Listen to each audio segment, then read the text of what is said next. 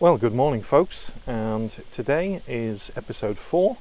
We're actually just outside of Lake Geneva, and we're going to head into France today, and we're going to head up to Saint Dizier, but we're going to go through Champagne and some nice places on the way up, so stay tuned and we'll be right back. And thanks again to our sponsors who supported this trip. Now, the hotel we stayed in last night, I'll pop a link in the description below. But this is an ex-convent, and it was run as that until 1953, until they used it as a hotel and conferences. And I actually stayed in one of the nun rooms last night, which was quite interesting. Nice and clean, small, price was good, highly recommend it.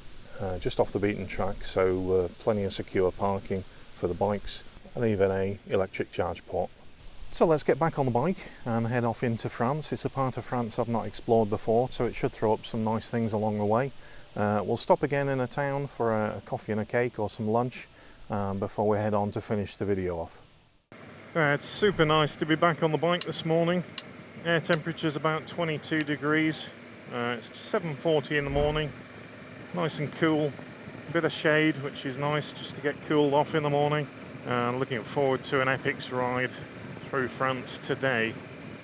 Just going to jump on a little section of motorway just to get me into France, and then I'll be right back, folks. Okay, so welcome back. We've just crossed the border from Switzerland into France. Yeah, I didn't get it on camera, I couldn't get the camera started quick enough, but it's the first border crossing where there's official huts and barriers that I've seen in Europe recently. There was no barriers down and there was no one stopping you, but you went through the Swiss passport control box and then the French passport control box, but there was just no one there. So we did about 20 kilometers from Lake Geneva, and then just up the motorway, and then came off, and then we just crossed obviously into France just now. And then we're heading up over this mountain to our left. Nice forests, and yeah, super nice to be off the motorway again. Motorways are great for getting you to A to B really quickly, and sometimes if you don't take them when you're touring, you can end up going through a lot of little villages and really, small roads and stuff, and it just takes so many hours longer to get to where you're going. If you've got a plan and you've got an area you want to explore, then I would suggest just get to that area and then explore that area. And temperature seems to have dropped from 23 to 21, so obviously we're heading direction of northwest currently. The only thing that has changed is we've got some speed cameras and things up this road, which is fine. But it's funny, isn't it? I see more speed cameras in France than I have in Switzerland.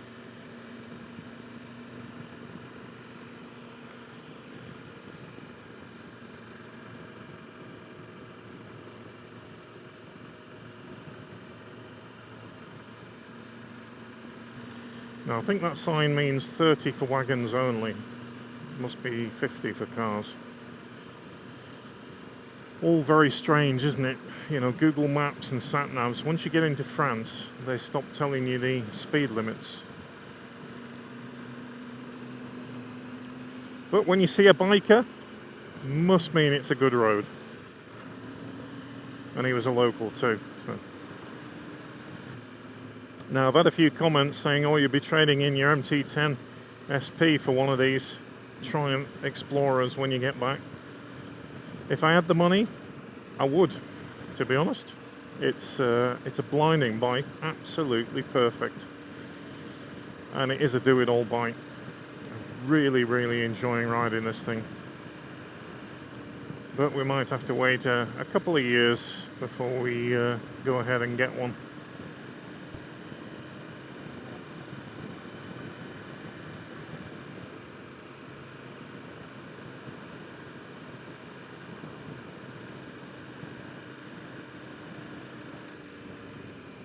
And yes, while I could finance it,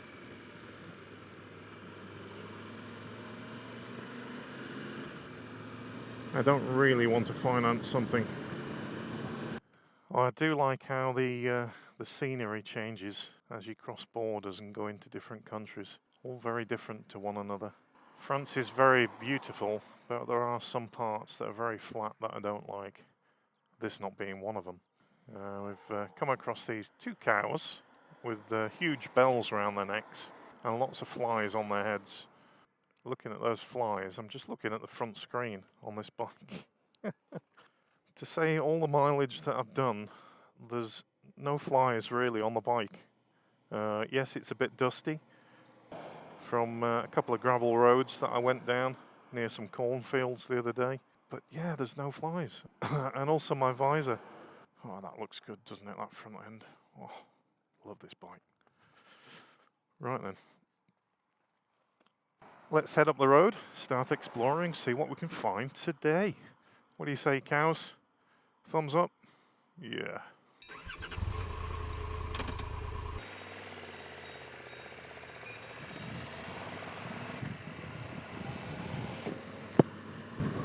Oh, bit of roadkill. And then signs saying twisties for 3 kilometres. That's what we like. Bit of twisty roads. Wow, temperature down to 18.5 now. I can feel it too. Won't last though. Still only 8:45 in the morning. And I'm getting splattered with flies now. What's going on? I've just mentioned that I've not had any flies the whole trip. And actually the only thing I saw in Germany and Switzerland were loads of wasps. Not on the roads and hitting you, but just when you stop at cafes to have food and stuff. Must be the season, but when I had the Black Forest Gatto, literally I had to sit inside after about 5 minutes because I just couldn't eat. They were swarming all over it. And then when I went inside, and all of the wasps had got inside the shop as well, and the woman behind the counter was having a right field day with all of them trying to land on the cakes. So yeah, a bit of a wasp problem. Down to 17.5 now. What's going on? I feel like I'm in the Arctic compared to the heat of what we've endured the last few days. Now, a few miles back when I was still in Switzerland, definitely the big thing was sunflowers, corn and vineyards. Now it's all changed. It seems to be cattle everywhere. Sign there saying beehives. Visit beehives. There you go. Honey for sale. I've seen enough wasps. I don't want bees, thank you very much. Although a bit of honey might be nice. Maybe I should have picked a jar up. A few more cows.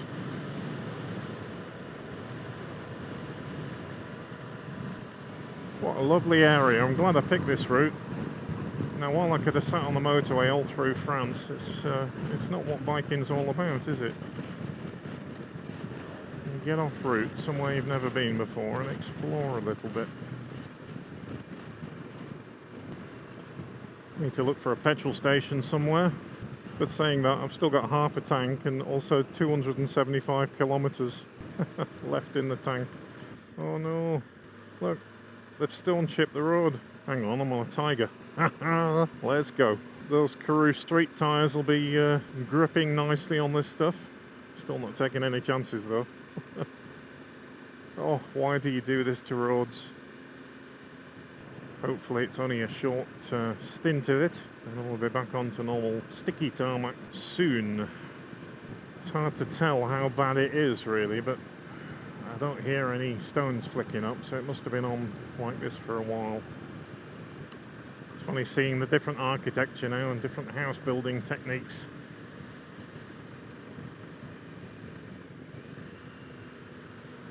Yay! No more stones. Normal tarmac. Thank you very much. Just need to get past this blue van, not a white van. We get white vans in England too much. In France we have blue vans. And speed humps.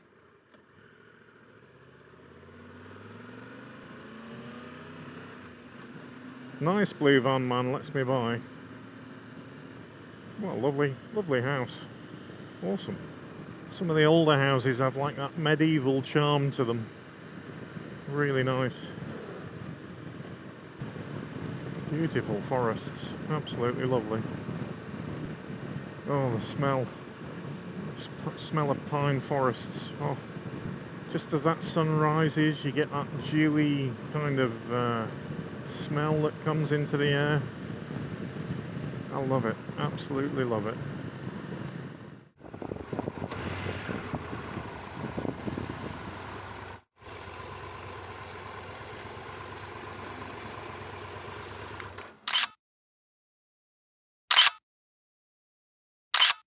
Well, that was a nice pan au chocolat and a nice coffee for breakfast. Nice little town, nice little square. And fully refreshed for the journey ahead. Now, today is meant to be the hottest day down this way. It's meant to get up to about 36. It's already at about 30 degrees and it's only 10 a.m. so it's going to be a warm one. Okay, we've just exited the motorway again. All these stints on the motorway are needed in France just to cover some distance. But we're just in need of some petrol. Actually, this is the lowest I've ever run this Tiger on. Same, we've still got 51.4 kilometers left. Petrol lights come on. I've just looked at the sat nav and we're about 2.8 miles from the petrol station. Oh, looks like they got a car wash too. Might just be able to wash the bike. Get all the flies that I've killed today off the front. Looks like it's one of those machine ones. Make sure you use the credit card, otherwise you'll get stung.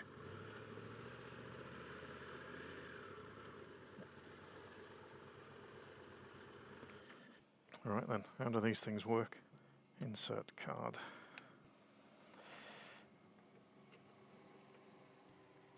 $186.9 a litre. That's euros, by the way. Pump 2, E10, there we go. So I'd recommend get a prepaid credit card, top it up, or if you've got a standard credit card, bring it with you, because you do get a lot of these petrol stations, especially in France. And like I say, with the debit card, basically they will take 150 quid of your money and hold it for about 5 to 7 days just to fill your tank of fuel up on a debit card. So credit card's the way to go. Let's see how much she holds. 27.31 litres. That'll do. And 48 euros. So we're about 5 miles from a place called Langresh, where we're going to stop and have a bit of a breather, a bit of a cool down, and a spot of lunch, I think. Okay, so as much as I'd have loved to have been sat outside a cafe in a nice French town, nowhere has air conditioning, and you sat outside in the sun and it's 36 degrees, so apologies guys, but McDonald's got me. That's my diet out the window. Oh well, we've got about another hour and 15 minutes to get to the hotel. We're going to do a little bit of motorway work, so we'll be back shortly. We'll see if we can get off motorway at some point and show you a nice little bit of France. I do love roads that lead you through little villages and towns.